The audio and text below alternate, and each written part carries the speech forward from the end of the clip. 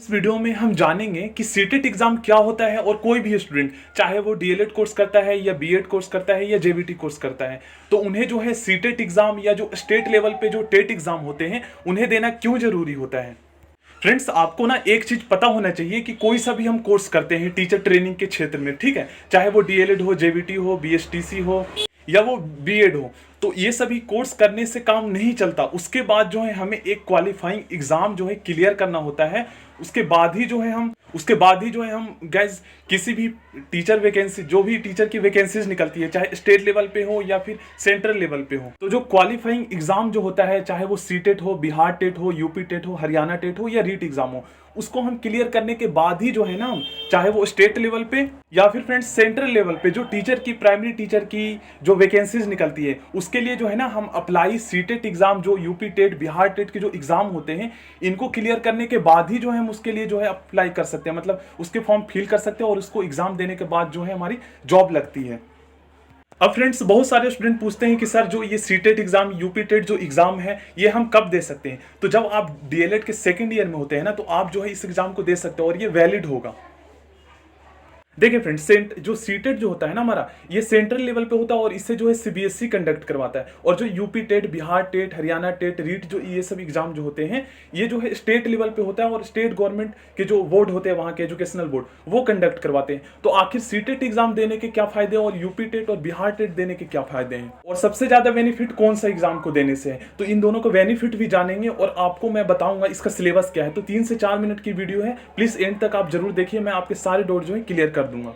सबसे पहले फ्रेंड्स, एक बार जो है ना हम सीटेट और स्टेट टेट जो है हमारा इस साइड में जो मैंने यहाँ पे लिख रखा है, ये सभी स्टेट टेट है जो स्टेट लेवल पे होते हैं, तो इसमें क्या अंतर है और उसके बाद हम जानेंगे फ्रेंड्स कि सीटेट एग्जाम देने के हमारे क्या बेनिफिट है और स्टेट टेट जो एग्जाम होते हैं इसको क्वालिफाई करने के बाद हमारे क्या फायदे हैं, ठीक है। इसके बाद जो है हम कौन से एग्जाम दे पाएंगे, कौन से टीचर की पोस्ट के लिए जो है वैकेंसीज के लिए हम जो है अप्लाई कर पाएंगे। तो इसका फुल फॉर्म होता है सेंट्रल टीचर एलिजिबिलिटी टेस्ट और ये स्टेट टीचर एलिजिबिलिटी टेस्ट होता है, ठीक है। और इसका गाइज हम जो है ना एग्जाम पैटर्न के बारे में भी जान लेंगे कि कौन से क्वेश्चन आते हैं और इसमें जो है ना कौन से क्लास तक के लेवल के क्वेश्चन आते हैं। तो सबसे पहले आपको एक पता होना चाहिए कि जब भी आप डीएलएड, जेबीटी, बीटीसी या बीएड कोर्स करते हैं, तो उसमें से लगभग 40 से 50% जो सिलेबस होता है वो आपका डीएलएड का ही सिलेबस होता है, डीएलएड और बीएड का जो आप पढ़ते हैं फर्स्ट एंड सेकेंड ईयर में। बाकी क्लास 8 तक के आपके क्वेश्चन होते हैं, उसमें मैथ आते हैं, वो सभी मैं आपको दिखा दूंगा वो पैटर्न।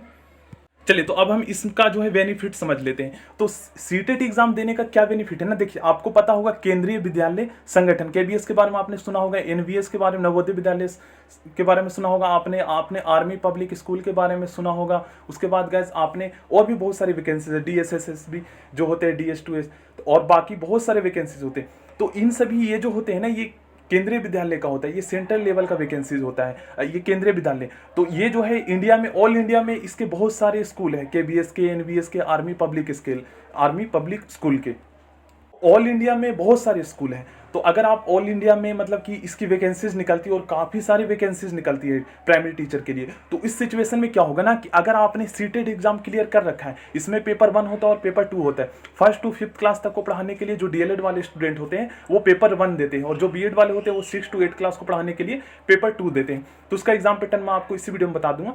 तो इसका बेनिफिट ये होता है, इस एग्जाम को क्लियर करने के बाद जो है केंद्रीय लेवल पे जो केंद्र सरकार की ओर से जो वैकेंसीज निकाली जाती है, केबीएस, एनबीएस, तो इस एग्जाम को आप दे सकते हो और इसकी जॉब जब लगती है तो इसकी सैलरी भी काफ़ी ज़्यादा होती है और ये स्कूल जो हाई लेवल का होता है। अब स्टेट लेवल पे हम समझ लेते हैं। तो देखिए, स्टेट लेवल के जो टेट एग्जाम होते हैं, टीचर एलिजिबिलिटी टेस्ट, इसको क्लियर करने का क्या बेनिफिट है।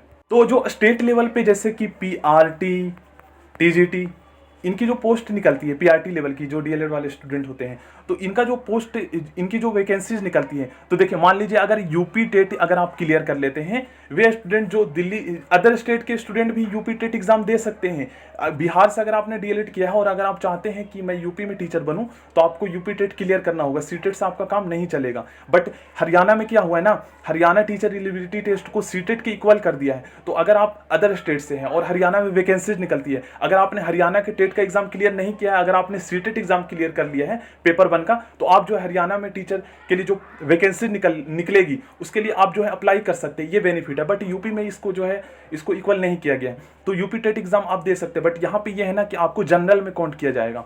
तो बेनिफिट है, वैकेंसी निकलती है तो आप जो अप्लाई कर सकते हैं अगर आपने इस एग्जाम को क्लियर कर रखा है तो। स्टेट लेवल पे जो पीआरटी जो प्राइमरी टीचर की जो वैकेंसी निकलती है, तो अगर आपने स्टेट के जो एग्जाम होते हैं ना उसको अगर आपने क्लियर कर रखे तो आप उसके लिए एलिजिबल होंगे। मान लीजिए आप रीट के एग्जाम क्लियर कर लेते हैं तो आप जो है राजस्थान में टीचर बन पाएंगे। तो यही है कि स्टेट लेवल का जो है ना एक स्पेसिफिक टेट एग्जाम जो है उसके गवर्नमेंट वहाँ के एजुकेशनल बोर्ड द्वारा जो है वो डिसाइड किया जाता है।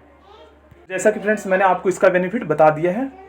तो अब हम फ्रेंड्स जो है सिलेबस देख लेते हैं, मतलब कि किस टाइप के क्वेश्चन पूछे जाते हैं और कहाँ से ये सभी क्वेश्चन पूछे जाते हैं। तो सबसे पहले आपको पता होना चाहिए कि सीटेट जो एग्जाम होते हैं ना वो 1 ईयर में 2 टाइम जो है हर साल जो है कंडक्ट करवाए जाते हैं सीबीएसई के द्वारा। तो इसमें टोटल फ्रेंड्स जो होते हैं ना वो 150 क्वेश्चन होते हैं, और ये सभी क्वेश्चन जो होते हैं ना ये एमसीक्यू होते हैं, मल्टीपल चॉइस क्वेश्चन होते हैं, मतलब कि 4 ऑप्शन होते हैं इसमें, और 2.5 घंटे का आपको जो है टाइम दिया जाता है।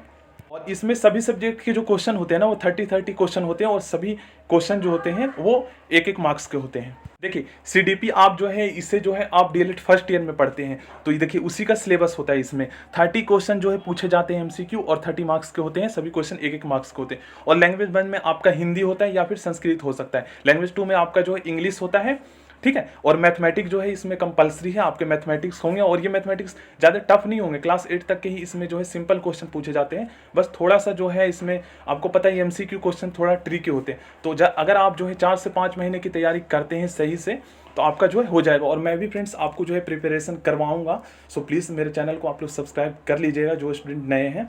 और इसमें जो है इन्वायरमेंटल स्टडी से क्वेश्चन पूछे जाते हैं, तो इसमें सिंपल होते हैं। थोड़ा इस बार क्या हुआ था ना कि इस बार जो है थोड़ा जीके टाइप के क्वेश्चन पूछे गए थे, मतलब कि अभी करंट इश्यू को लेकर। तो इसमें जो है आपको एनसीईआरटी पढ़ना होता है क्लास 1 to 8 तक के जो है पेपर 1 क्लियर करने के लिए, ठीक है। और टोटल 150 क्वेश्चन होते हैं इसमें, और 150 मार्क्स होते हैं। और इसमें पास करने के लिए कितने मार्क्स चाहिए वो मैं आपको बता देता हूँ। चलिए तो अब हम जान लेते हैं फ्रेंड्स कि सीटेट एग्जाम को पास करने के लिए मिनिमम पासिंग मार्क्स कितने चाहिए। तो यहाँ पे जो है ना कैटेगरी वाइज जो है कुछ कैटेगरी को रिलैक्सेशन भी मिलता है। देखिए यहाँ पे आपको जनरल कैटेगरी से अगर आप बिलोंग करते हैं तो 150 मार्क्स के आपके जो है क्वेश्चन पेपर जो होते हैं, तो उसमें से जो है ना जनरल को 90 मार्क्स लाने होते हैं, मतलब कि 60%, और 55% गाइज जो है ओबीसी एससी एसटी के लिए। तो मतलब कि यहाँ पे जो है 82.5 मतलब कि कुछ समथिंग आपके जो है मार्क्स पड़ जाते हैं। तो इतने अगर आप मार्क्स लाते हैं तो ये आपका जो है मिनिमम क्वालिफाइंग मार्क्स होता है, मतलब इतना अगर ले आते हैं तो आप जो है पास कर लेते हैं सीटेट एग्जाम को। बाकी कोई फर्क नहीं पड़ता। और इसके बाद जो है जो भी वैकेंसीज निकलती है केबीएस के लिए, आर्मी पब्लिक स्कूल के लिए, तो आप जो है उसके लिए फॉर्म फिल कर सकते हैं। देन उसके बाद जो है अपना एग्जाम की तैयारी कर सकते हैं। उनके लिए फिर से आपको एग्जाम की तैयारी करनी होगी, और उस एग्जाम को क्लियर करते ही किसी में जो है वहाँ पर इंटरव्यू होता है, तो उसको इंटरव्यू को क्लियर करने के बाद आपकी जो है जॉब लग जाती है। तो उसके बारे में मैं नेक्स्ट वीडियो में बताऊंगा। सो गाइस कैसे लगी वीडियो तो आप जरूर बताना, और नेक्स्ट वीडियो में मिलते हैं। So thank you, please channel को सब्सक्राइब कर लीजिए।